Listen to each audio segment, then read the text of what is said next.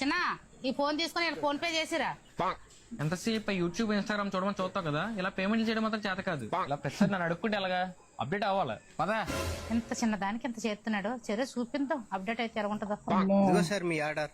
నేనేం ఆర్డర్ పెట్టలేదే. Hello excuse me, ఆ ఆర్డర్ నాది. Madam OTP. Okay note down 9705.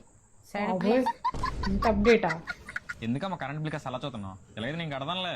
ఏం అవసరం లేదు, నేను కట్టించుకున్నాను. నీ పన్ను చూసుకో. బాగానే అప్డేట్ అయిపోయావమ్మా. నువ్వు అనుకునే దానికన్నా ఎక్కువ అయ్యాను. ముందు ముందు నీకు అర్థమవుతుందిలే. వెళ్ళు.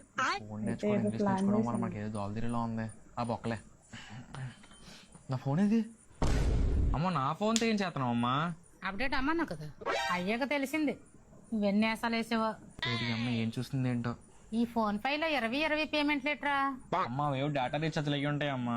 అవునా, మరి ఇందులో నేట్రా సాయి పాన్ షాప్ అని ఉంది. అడ్డంగా దొరికేసాను. ఇంకా లేట్ ఎందుకు? ఏదో కాగితం తెచ్చుకొని ఉంటావుగా, స్టార్ట్ చెయ్యి.